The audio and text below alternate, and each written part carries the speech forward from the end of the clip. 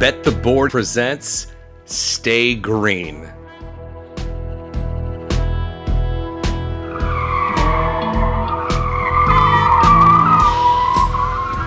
Stay Green is your first stop for all the metrics, matchups, and money-making opportunities at the track each race week.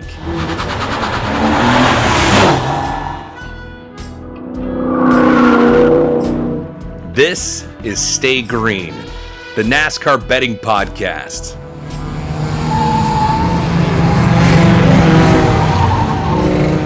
Here are your hosts, Todd Furman and racing analyst Chris Wormy. Welcome into the Stay Green podcast, a Bet the Board production, part of the Wondery Podcast Network. We wrap up everything we saw unfold at the mile-and-a-half track at Kansas. We begin to look ahead towards one of the more bettable tracks this weekend at Darlington, and we'll also give Chris his props for riding the hot hand into the podcast. I am your host, Todd Furman, joined, as always, by that aforementioned racing analyst and my colleague here on the Stay Green show, Chris Wormy. And Wormser, four straight best bets in the win column, my friend. Stay white hot, much like Denny Hamlin. Yeah, it's good to have these little runs. I feel like, we're not only catching breaks, but, I feel like we're kind of, making the right investments at the right point in the week too. I think that we're beating the market.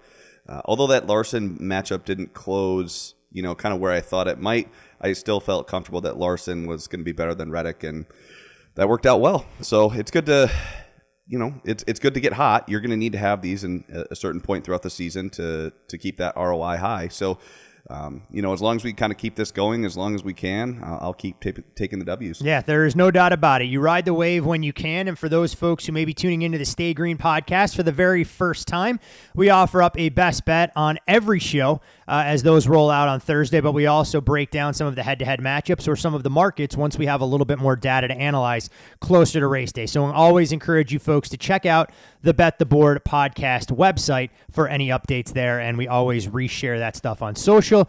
And it's why you need to have yourself a number of outs as we try and look for on-screen matchups or numbers that are widely available at regulated shops. As far as the format around here, I know I sound like a broken record. Stage 1, it's all about a recap of what we saw last. Stage 2, we'll put a little spin on it, and we'll talk about Denny Hamlin's Dirty Mo bracket and some of the head-to-head matchups that a prominent sportsbook hung prices on, although it did become an exercise in futility for the two of us as we set some of our own numbers, and of course, a full breakdown of the Goodyear 400 from Darlington, South Carolina. So I guess the first question I have for you, Chris, right out of the gates, was Kansas a good race? I mean, I love the green flag run to start things. I was glad we finished with a long green flag run, although I wish it was one lap shorter. But did you feel it was a great race like a lot of the racing community has been talking about since we saw that unfold on Sunday? Yeah, I thought it was a good race. I don't know if it was a great race. It was a great ending to a good race. I thought that, the cautions kind of in the middle, selfishly, I feel like we do a better job of predicting long green flag, drawn out races. That's where we typically tend to do better. So to have like caution after caution, got a little redundant there at the start of stage 3 or kind of the end of stage 2, and I guess that's more of a selfish thing. And a lot of the issues were kind of one car spins, and that's good. That means that these cars are on edge and they're tending to struggle. Where my issue did lie was, they had 8 sets of tires. When you get back-to-back cautions like that, and tires start to become an issue, I don't really like it when that's the case, just because it's really unpredictable. But, in the end, we did get a long green flag run. I was happy to have that. We were naked on Hamlin and we were heavy on Larson, as were my live bets. I did have a little bit of Hamlin, but I ultimately thought that Larson would be able to hold him off. But, man, Denny was so strong. I guess all the Toyotas were so strong in that long run. I still like the way that, because it ended well, or at least had a good ending, I'll call it a good race. It's pretty wild, and I feel like we've talked about it for multiple seasons, even before we launched this podcast last year. As the mercury continues to inch up and we get high 80s, low 90s, ambient temperature, 120 plus on the track, it's almost automatic that that's when JGR cars come to life. And whether that's because of Toyota or the driving styles, you can almost set your watch by it. I think a lot of it has to do with driving styles. I mean, you could take Truex and Hamlin. Those guys are going to be good when it's hot and slick. So is Kyle Larson. Those guys that are used to, kind of driving off that right rear. And, a lot of the dirt guys are good. They're used to sliding around. So it wears down those tires, and, this sport needs tire wear for good racing. So we got that at Kansas. Kansas becoming a great track, man. I mean, last year, both races were really good. And, I think it's becoming very predictable from a betting perspective. I wish we got to see some longer runs in practice and in order to kind of see who really is the best, maybe 40 laps into a run. But either way, I love the way that track is unfolding. With that being said, I'm sure they'll make a change to it, and it'll go away if we know NASCAR. Honestly, though, I think NASCAR doesn't really need to keep tinkering with the 1.5 mile intermediate packages. That's where we've had some of our best racing. Their focus should be on the short tracks, trying to figure out what they can do with tire fall off or a variety of other things, whether it's raising horsepower, to make those more entertaining races. And just to kind of put a cap on some of what we saw on track, Denny Hamlin ended his 33-race drought 6 days after his teammate Martin Truex Jr. on that Monday at Dover ended a 50-plus race winless streak. So obviously a good handful of days to be a JGR driver. And when you look at Hamlin's last lap pass for the win, it was the first at Kansas. A race ended up featuring 37 lead changes among 12 drivers, the most lead changes in NASCAR history in a 400-mile race on a 1.5 mile intermediate speedway. And then, of course, the shot heard around the world that was a fight. It wasn't a fight. Curious to get your take on the interaction between Ross Chastain and Noah Gragson. Well, I guess I kind of want to touch in on Denny and Larson here, Yeah, first. for sure. Go ahead. I didn't want to cut you off, so knock yourself out. As someone that had, full disclosure, heavy on Larson and very light on Denny Hamlin, I definitely wanted to see Larson win that race. And his car had completely gone away at that point, and you could see it even when, he stepped it out on Denny to like 0.8 of a second. It didn't take him more than a lap or two to get back right on his rear bumper. Now, it was really hard to pass still. There was pretty much one lane, 1.5 lanes. It was either you were right on that top, right rim riding, or you were maybe a lane or two lower. But even then, if Larson was able to kind of get a good drive off of, whether it was turn 4 or turn 2, it was really hard for Denny to make that pass on the inside. The only issue that I have, and I'm going to go ahead and call this a racing incident. I don't think Denny Hamlin meant to wreck Kyle Larson. Kyle kind of bounced off the wall a little bit. Denny gave him exactly no room, but enough room. And, if you look at it straight on, like if you were looking like down to turn 2 from turn 3, you can see Larson come off the wall. But if you were just watching it, just straight on, like if you were watching it from the front stretch, it really did look like Denny got into him, especially because Larson had such a strong run off of turn 2.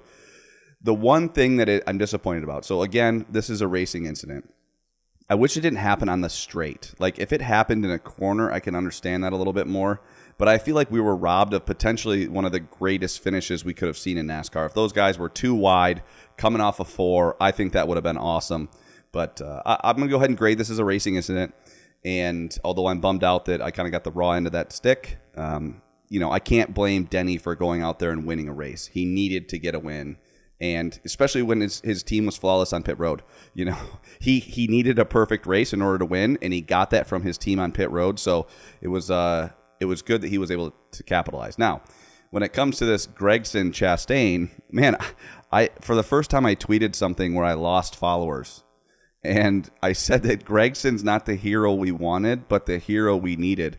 And I forget how many people hate Noah Gragson. Like, everyone is just like, oh, you and I have a different definition of hero. I'm like, okay, listen, not like a real hero. But you know what? He actually did something, to Ross, like physically. Like, and you could tell, you could read Ross's lips, I got loose. And you know that's probably horse shit.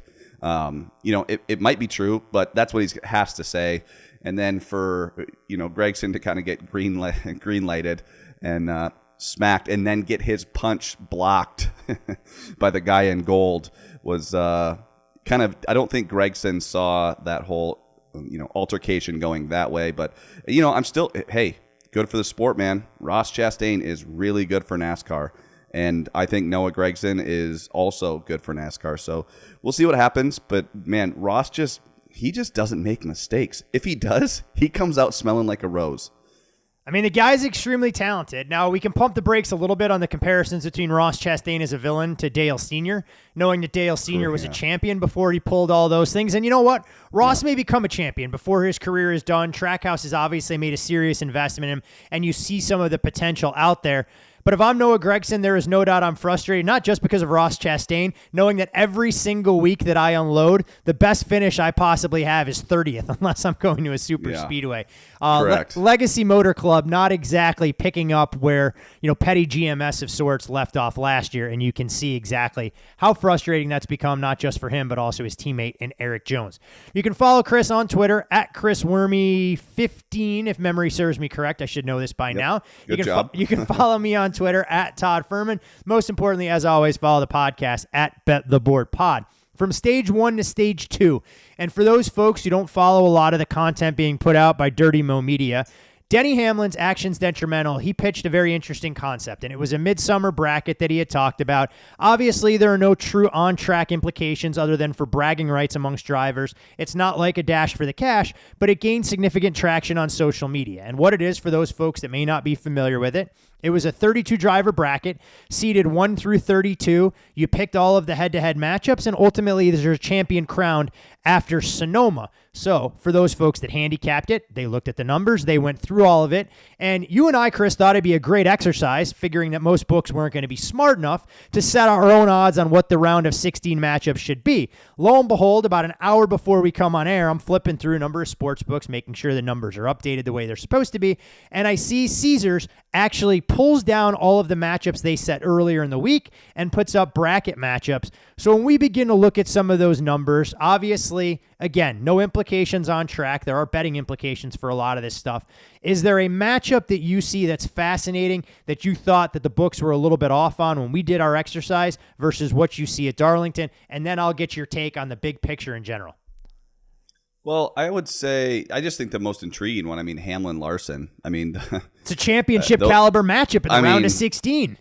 Yeah, I think that you could easily put those guys in, a class of their own. You just say Truex, Hamlin and Byron right now seem to really be kind of setting themselves apart, with Chastain maybe just outside of there. So I think that to see those guys, they both are, understand that that's almost a championship in my opinion. So, I think that's the most intriguing one, obviously, because I feel like that person is the favorite, moving forward.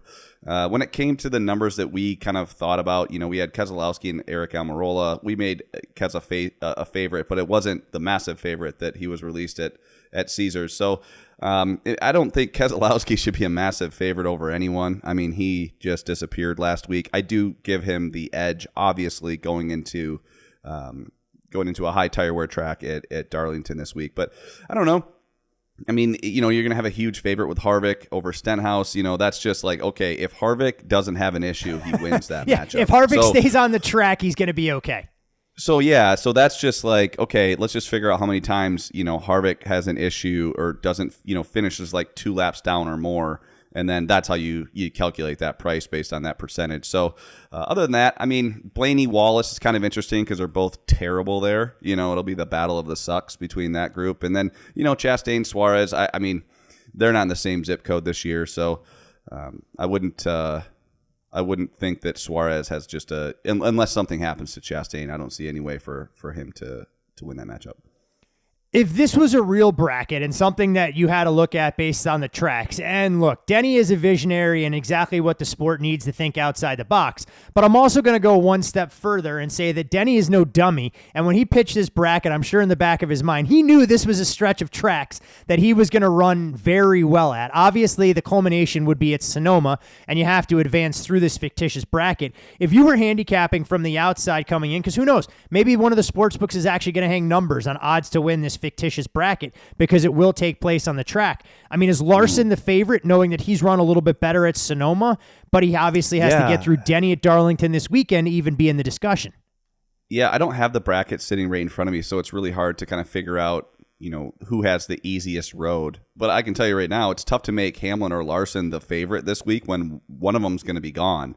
I think that if this was actually taken seriously, they should have a committee put together the bracket, not necessarily based on points, right? Because points, we've had points taken away, and there's been penalties, and guys with DNFs that maybe are running better than they should. Because it would have been awesome if it was Hamlin versus Larson at Sonoma for the championship of this fake bracket. So I feel like if they put a little bit more thought into it, you could actually have a committee put together who they think is running the best, or hell, have us do it. We'll do it. Yeah, I mean, I'll be honest. Denny, if you're out there listening to the podcast, or anybody from Dirty Mo tuning in, let us know. We can try and have a little fun with it. And the nice part about this, we can set up another bracket once this one ends at Sonoma, should this be a real exercise that they want to do. We know we're not going to get a sponsor in there offering $1 million prize or some astronomical number to the driver, but you can do this in 5-week increments and have a little bit of fun before the drama really gets ratcheted up with the 10-week stretch for the playoffs and to win a championship. Yeah, because, I think the first Chase and Chastain were matched up in the first round. Like, come on. I understand how it was really easy just to set it by points, but, that's not a realistic first-round matchup. That's not the 8-9 matchup that you see in the NCAA tournament. Gosh, the NCAA tournament. So I just think it'd be better if they had taken just some more time, or, they just threw it out there in a podcast. So the fact that it's come to this is pretty awesome. But if they had actually had the people that are in the know in this industry put together, I think, a very fair ranking, I think it would have been a lot more fun. And you'd see less, minus 330 prices in the second round, right? So either way, I still think it's great to people are talking about it. People are talking about NASCAR more, on social media than they have in a while, with the whole fight last week and the way that the race ended. So I think all of this stuff is good for the sport. Just maybe put a little bit more time into, what will happen in the future if you don't rank these guys properly. Yeah, it's a little bit of buzz. And I think, look, credit to NASCAR and some of the guys there. Denny has done more for the sport with his outspoken opinions, obviously a little bit polarizing in a variety of capacities, but it's what NASCAR needs, and you like to see that from one of the better drivers in the sport, and obviously Denny with an ownership stake, bringing in some fresh blood in the likes of Michael Jordan and some unique sponsors there. So as I look at the bracket, honestly, Chris, this thing would take a lot to try and unpack. Chastain is the 1 seed, takes on Suarez in the round of 16, and then they go to Charlotte, taking on the winner of Keselowski, Almirola, before they get to Gateway. A lot of chaos to be had there, but encourage folks that if you're a NASCAR fan and you haven't seen this, to go check out the bracket. A lot of fun, as much a discussion topic as anything else. All right, we'll wave the green-white checkered flag on stage 2, and on to stage 3. We go to preview this weekend's Goodyear 400 from Darlington in lovely South Carolina. When we talk about Darlington, Worm, this is a track with many nicknames. The Lady in Black, the track too tough to tame, and it gets its moniker Lady in Black because the night before the race, the track maintenance crew used to cover the track with fresh asphalt sealant in the early years of the Speedway, making the racing surface dark black. See, I learn new things every time I do some of the research for this podcast. It's known for its Darlington stripes and its unique configuration that typically takes paint off the race cars. A little bit different now with some of the wraps that are there. When we're talking about track specifics, a 1.366 mile oval shape, getting into turns 1 and 2, very different than getting into turns 3 and 4. The reason for the oval shape, because of a property owner that didn't want to relocate his minnow pond when the track was built in the late 40s. We're back to racing here twice a year, despite initial concerns from NASCAR over the last decade about declining attendance. The spring race, a 400-miler, compared to the crown jewel Southern 500, which has taken its rightful spot back on Labor Day weekend. When we talk about track comparisons, this is where I defer to your level of expertise. I think there are some logical ones, but I want to hear your thoughts rather than me putting stuff out there for you to tell me how fucking dumb I really am. Well, I don't even need to, need a reason to say that to you. That's it's a very good point. That's a very fair point. But obviously the comparisons with tire wear, you can go ahead and look at Fontana from this year, and then even a little bit of Kansas, and I want to touch on that in a second. The 4, I guess, sheets that I have pulled up are obviously both Darlington races from last year. I also have just the track history since 2014 and the loop data kind of all jumbled together into one sheet. And then I have just the combined loop data stats from both races last year. And man, I'm really having a hard time in saying what I would put, weight the most important track comp of all of those. So here's the thing. It's going to be hot and slick, and we haven't seen hot and slick since last week, but that's the only time we've really seen hot and slick this year on a similar track comp. So as much as I want to take a look at last year and say, oh, well, obviously Joey Logano is going to be really good, or Eric Jones is going to be really good. We saw a night race, and then we saw a cold race in the spring. So I don't know that last year's track comps are going to be as important as they might be for some other tracks. This year, I almost look back at Kansas and just the history from like 2014. That's an arbitrary time. If you go back far enough, you're going to get an idea of who's been good recently, over the last 9 years. And I'm going to use just kind of track history, for the last 9 years. And then I'm going to just who's running well and who ran well at Kansas and who was good over the long run and who was able to make passes, because it was tough to pass at Kansas last week. It's going to be tough to pass again this week. There's going to be slide jobs left and right. We saw that, last Sunday, and we're going to see it again this Sunday. So I'm going to say history at the track, and then I'm going to say Kansas ahead of last year's Darlington. It's an interesting way to look at it, for sure, knowing that the racing conditions are going to be much more similar to that than what we saw transpire last season. When we look at recent history at this track, Eric Jones has the best average finish of any driver all time, slightly outside the top 5. That, of course, comes with a caveat. He was in significantly better equipment than what we're going to see him racing around come Sunday. But you look at the winners last year, Eric Jones wins the playoff race. Joey Logano won in the spring. Denny Hamlin wins the playoff race in 2021. It was Martin Truex Jr. grabbing the win in the spring. In the 2020 season, we actually raced here 3 times during the pandemic. And like every other intermediate track, it was Harvick, Hamlin, Harvick, Hamlin, Harvick, Hamlin. And back in 2019, it was Eric Jones grabbing the checkered flag.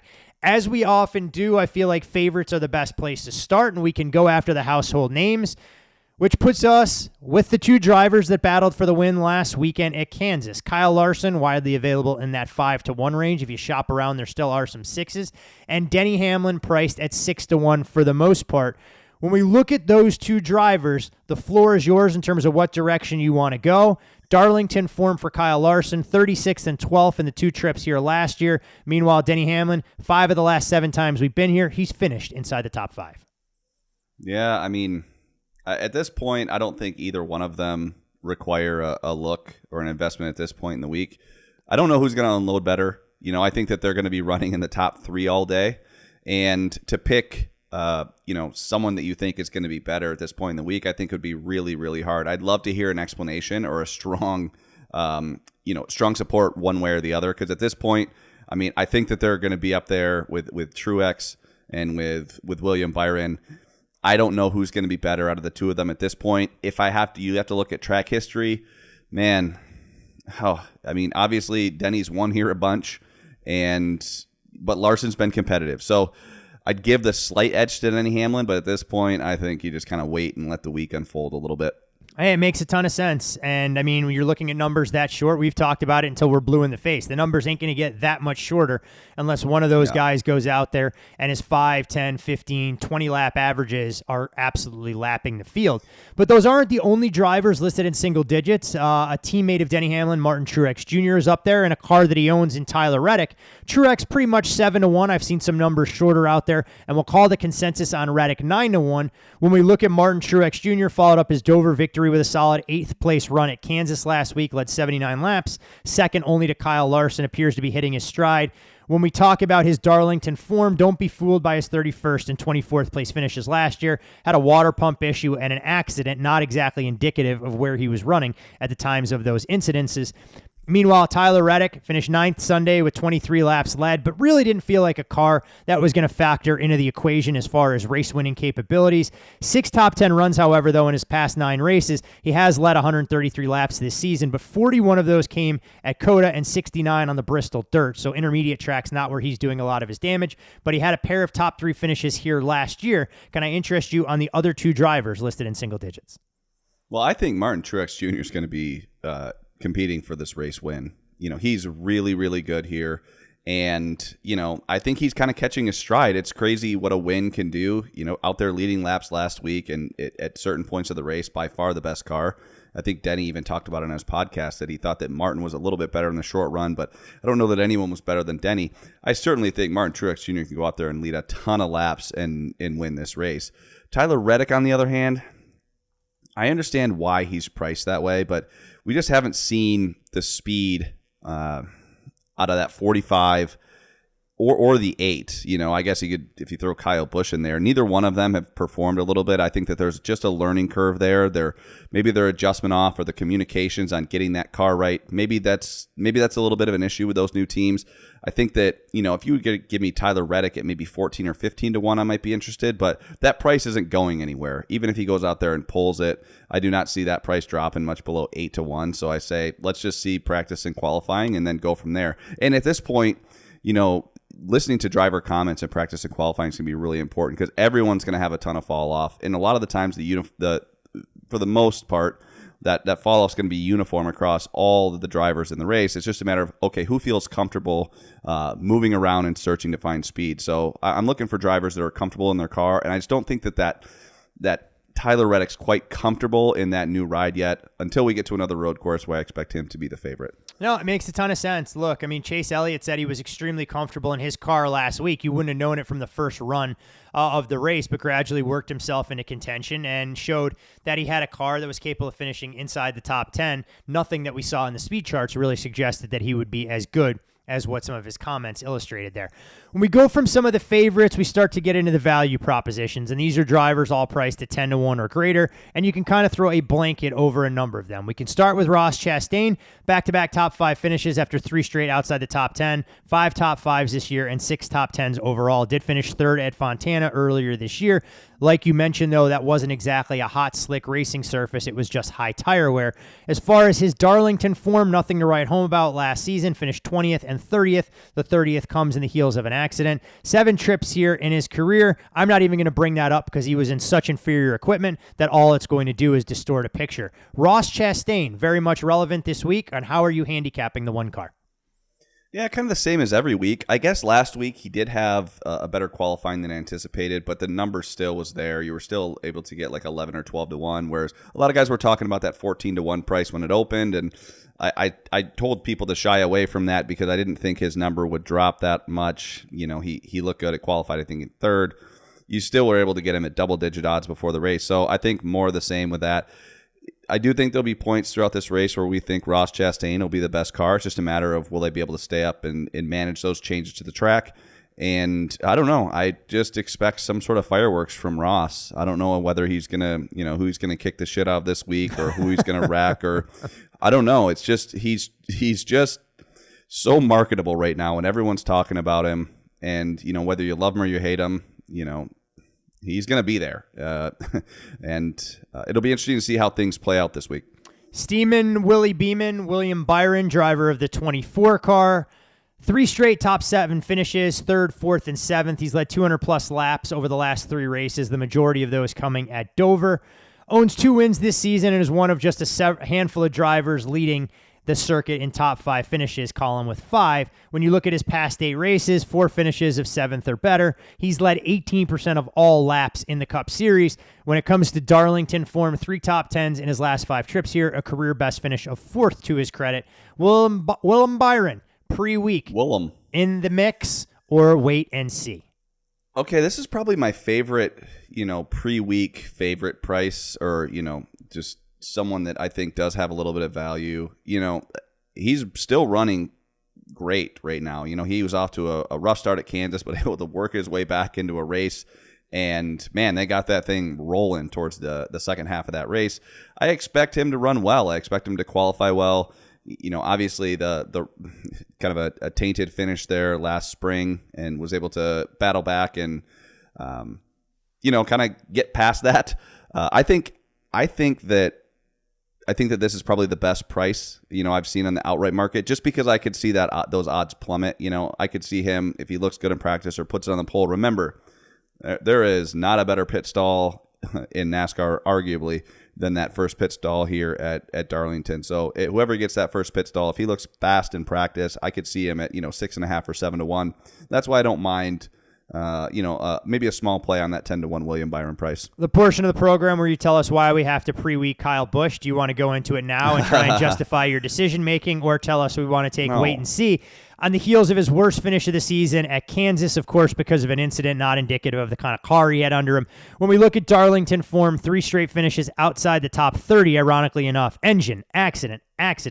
Before that, he'd had 6 of 7 trips that resulted in all-in finishes of 7th or better. Hasn't won here, though, since back in 2008. I know they're throwing it all the way back to the Fontana race where Kyle Busch had his first career win as a member of RCR. How are you handicapping Rowdy this weekend? Man, did you see that wreck last week? Did you see how hard he hit the inside wall? Didn't look comfortable, I'll tell you that much. Well, but it also didn't look like it did that much damage, and he just kind of threw it. He just we're cooked. Day's over. I don't know. I feel like I don't know. I am now selling Kyle Busch. 10-1 for sure. Don't bet that. I just don't see that being it would be shocking to me if he just went out there and, qualified well and led a bunch of laps and won. Now, I certainly think he could get that car better, but you're going to see a better price than 10-1. I'd be shocked. Remember, even at Fontana, he did struggle, and I guess they didn't practice and qualify, but I don't know. 10-1 is not. That's not a 10-1 race car at this point in the season. Christopher Bell, anywhere from 12-1 on the low end, upwards of 14 throughout the market. When we look at the 20 car, 5 top 5s this season, 8 top 10s, which is actually the best in the Cup Series. 3 finishes outside the top 10 for racing incidents. Other than that, the only time he finished outside the top 10 was a 16th place at Martinsville. When we look at how he's performed at Darlington, 5th and 6th place finishes last year, but he did have stage points in all 4 stages. Yeah, I think I don't mind this price either. Obviously, the 14-1 I like more than 12. I know. This is where you get the hard hitting information. Boy, that's why they pay you. That's why they pay you the big bucks, and you call yourself the medium bucks. Yeah. But yeah, there's something about seeing 14 versus 12. I feel like you could just kind of value bet him. He's gonna be around. Do I think he's gonna go out there and lead a bunch of laps? No, but I'll tell you what. Late in the race, anything can happen, and if you just have someone that's kind of running kind of consistently in the top 6, maybe a fast pit stop and a late race restart, he'll be there. I'm not going to argue with anyone that wants to take Chris Bell. I will say this, he's been so consistent all year, but he hasn't had that race-winning speed outside of, the Bristol Dirt, which I still think was kind of gifted to him by those guys taking tires. So, he has kind of been a 12-1 car week in and week out just because he's been around, but never fast enough to go say, oh man, do I need to go live bet Chris Bell outside of the Bristol Dirt? So I think that the sports books have had him kind of overvalued on the outright market, not in the matchup market, because he's had great finishes, but I don't think he's had the inside a 10-1 type car.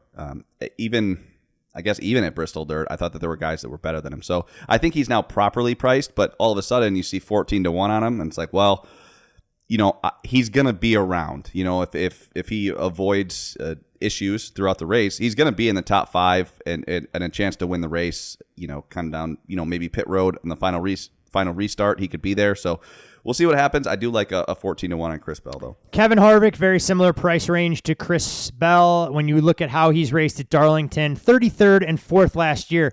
Why do I bring up that 33rd place finish? Because it ended a streak of 13 straight top 10s for Kevin Harvick at Darlington. The last time he didn't finish in the top 10 before that was May 11th, 2013. Has 3 wins at this track during that span. Current form, though, nothing to write home about. 4 straight finishes outside the top 10. And while we always say he is going to be the top performing Stewart-Haas driver, you begin to wonder if this entire race team is having major issues that are even impacting the 4. Yeah. I don't like 12-1. I think that there's some places that open as high as 20. I think that you could nibble there, but again, never really a factor last week. Just kind of riding around in that 7th to 11th place all day. I don't think he really passed many cars. He just was able to kind of just sustain where he was. Not big on Kevin Harvick at 12-1. I think that if you're, I don't know that he can win the race. I think he can run well, but I don't think he has race winning car. at this point in the season. Well, I guess you kind of wait and see how some of his matchup prices shake out. We know he was steamed against Joey Logano last week and a couple other drivers.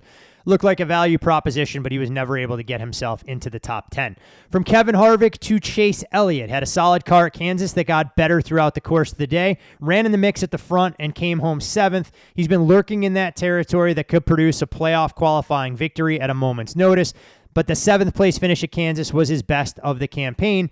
As far as Darlington is concerned, he's finished 20th or worse here in 4 of 6 trips. That doesn't include when he finished 5th last year in one of the 2 races, but he hasn't led a lap here in the last 4 trips or finished with a driver rating better than 91.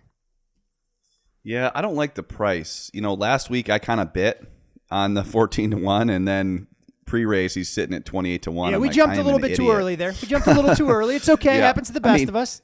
Yeah, I would say I did a terrible job last week with the outright bets before or after practice and qualifying. So, you were so nice when you said, well, we can't beat the market every time. It's like, we didn't even come close. We got shit kicked. Like we could have had Elliott at 28-1 and we're sitting there with 14-1. So I'm going to go ahead and wait again because I do anticipate the 24 and the 5 to qualify well again.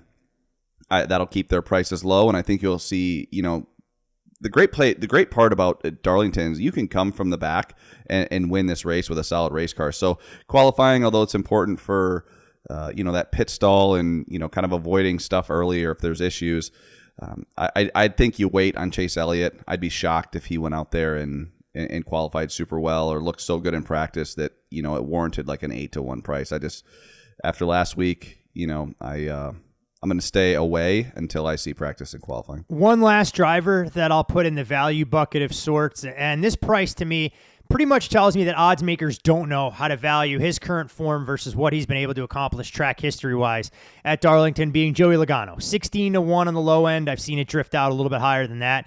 Does have a history of good finishes on high tire wear tracks, but he's been absolutely terrible this season from a consistency standpoint. I'll ask you this before we get into how we're handicapping him this week. How do you reconcile that when a driver like this has great history at this particular track type, but his current form doesn't suggest that we should believe this is where he can break through? Yeah, it kind of depends on the amount of on throttle time. And what I mean by that is if he's running poorly, like I feel like Logano's kind of running poorly. He's been able to, kind of snuck a decent finish there at Kansas, snuck one at Martinsville. But if you don't have speed, that's really tough. But a place like Darlington, you have a lot of off throttle time in the corner and the cars get really tough to handle. And I think that's where the cream rises when it comes to talent. And Joey Logano has a ton of talent. He just needs to kind of put a weekend together where he gets a decent qualifying, looks decent in practice so he can hang around. Because let me tell you, if you start at the back, the leaders come quickly. And I guess I'm kind of with the odds makers. I don't really know what we're going to get out of that 22 car this week either. At this point, I'm not interested in playing him in anything, but I'm not interested in fading him. He obviously is pretty good here, and I do trust him. When he's got a poor handling race car, he tends to get decent finishes. So he got us. We had Kyle Busch last week against him, and obviously Kyle quit. So we lost it there. And I don't know. Logano's weird this year. Yeah, been a tougher guy to try and figure out. I mean, look, he's got some finishes, at least if you're just looking at where he's ended up races, you'd think he was a lot better than he was because the average running position doesn't suggest he should be finishing where he has. But that's also a credit to him getting the most out of his equipment and, of course, having good strategy that's paid dividends in that regard. When we look, yeah, that's a good point. That's a good point. He is finishing better than his average running position. He's getting he's doing a very good job of when he has a chance in a race. Obviously he had a few DNFs with Talladega, Dover, and Bristol Dirt, but kind of in between there, you're looking at a second place finish at Martinsville where he was probably a 24th place car, and I would say he's probably a 15th place car last week at Kansas, was able to kind of steal some track position and keep it up there. So, he's just getting a finish better than his average running spot. And when you do that as a driver, you are doing your damn job. So, you got got to give him credit there. One final driver that I'll put in this value bucket of sorts would be Joey Logano's teammate Ryan Blaney. Upwards of 20-1, shop around. I think there are some prices that are better. When we look at current form, 3 straight top 7 finishes, came to a screeching halt at Kansas. At some of the high tire wear tracks, not exactly a guy that you want to be backing week in, week out. When we talk about his Darlington form, 17th and 13th last year.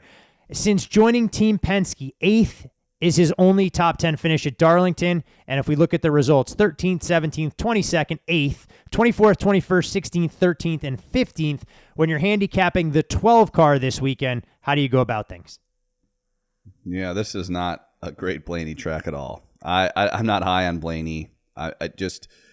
He's had some decent finishes, or at least some decent runs the last couple of weeks, but this is not a Blaney type track. His finishes are very indicative of his ability to kind of maintain his tires here.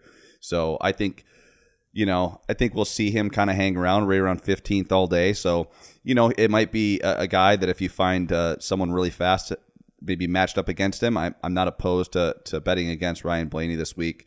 I don't anticipate him racing for the win. So, he's a guy I'm looking to fade this week, if anything.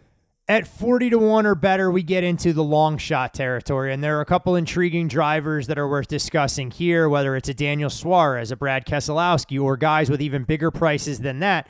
I kind of open the floor to you if there's a driver or two that you wanted to highlight in this particular bucket that you think are fascinating, that have a chance for their pre-week odds to come down, or one that you think could surprise and maybe be a fringe top 10, top 5 candidate. Yeah, I'm not big on Suarez at all. I think that there's a big difference between the 1 and the 99 right now. Just I know you're getting paid at 40-1, but not interesting to me at all. He even if his price drops to 20 and he looks really good, I have no problem taking him at that point. But 40 is kind of a no-go without seeing practice and qualifying. I do think that Brad Keselowski is interesting here. Had a terrible run last week at Kansas. But, I said on the podcast last week that if he has 1 lap speed, which he showed at Dover, Brad was very competitive. And at points, I thought there was a chance he could even, win the race. If he can unload and actually have, horsepower, in that car, like speed, I don't care if he has a ton of fall off. Brad Keselowski will horse that car around, and I think he'll keep it in the top 10. Last week at Kansas, did not have the 1 lap speed, tended to, didn't really have short run speed or long run speed, and he struggled. But, if you go back to Dover, he did have 1 or 2 laps that were really fast. He had a ton of fall off, but that doesn't affect him as much as just not having speed in his race car. So I do think that there's a little bit of value on Brad K at 40-1, just because if he does unload, we could see him maybe go off at 15, 16-1 if he gets a decent qualifying spot and looks good in practice. So that is one guy that I do think could kind of wheel it around. Now, we saw him at Dover get that 3rd place qualifying because of, I think, practice was rained out, or qualifying was rained out, and we still saw him at 30-1. So, if you're going to get some value on Brad, you probably need to nip it here at 40 because I could see those odds dropping a little bit. Austin Dillon or anybody else even higher than that of interest for you? I mean, you brought up the 3-car last week. I know that was the best bet that we gave out in his head-to-head matchup against Austin Cindric. And while Cindric had some mechanical issues, I think Dillon beats him outright on the track anyways, all things being equal. Yeah, I like Austin Dillon at tracks like this. I just think if you look at his driving style, I think it kind of meshes well with, the high tire wear, high line stuff. If you look at him at Homestead, a top 10 run there last year. The one guy I'm not high on is Eric Jones. I mean, the legacy's not where they were last year. Everyone, would be a trendy pick. In my opinion, he's 80-1 and he won the last race. It's like, yeah, but they were fast last year. This year they are not as fast. And the lame duck Chevrolet thing, I can't see Eric Jones having the run last year. He's on my fade list, and I don't know. I'm a little high on Austin Dillon, but at 80-1, it's not like he's going to go off at 15-1. So I would just say wait for now and see how he unloads. Yeah, the only time Dillon's seen his odds go from 40-1 to 15-1 were on the dirt track at Bristol when we were able to cash that top 10 ticket, or top 5, I should say, with relative ease. So any other drivers, by the way, that we haven't touched on that you feel are worth bringing up before we close the book on stage 3 and we wave the checkered flag? No, I think this is... I think that's pretty much everybody. All right. Well, that works for me. You can follow Chris on Twitter at ChrisWormy15. I'm Todd Furman. You, of course, can follow me on Twitter as well. And most importantly, as always, follow the podcast at Bet the Board Pod. And this Wormser is where we put that heater on the line with what we like to call the best bet portion of the program. Yeah, I know. So this is probably my least favorite best bet. So let me just preface it with that. I think that this week it's tough. You know, last week I felt like there was a ton of value before practice and qualifying, and this week is completely different. I don't think that there's as much value. So, you know, that's the other thing that when people ask, well, how much do you bet a weekend or how many units or whatever? It's like, well, it depends on the odds. And this is one of those weeks where I think that odds makers did a pretty decent job on their openers. So I still do think that at this point in the season, Tyler Reddick is still a little overvalued. There's a matchup on FanDuel. I like William Byron minus 112 against Tyler Reddick. So that's going to be my best bet of the week. I think William Byron right now, you know, he's run really well at this track in the past, and he just has speed in his race car. The other thing too is I just anticipate him qualifying well. You know, that's something that he's done week in and week out. I think that we're beating the market right now if we get that minus 112 price. If we decide that we don't want to keep it and the market moves to like a minus 130 or minus 140, we'd be able to get out of the bet. But ultimately, I still think that William Byron beats Tyler Reddick this week and kind of stays on that Hendrick heater that he's on. Well, see, that's what you kind of have to do. You got to shop around a little bit, see what kind of opportunities you're able to identify and pounce. I will say that William Byron price also available for folks that have access to the Westgate book as well.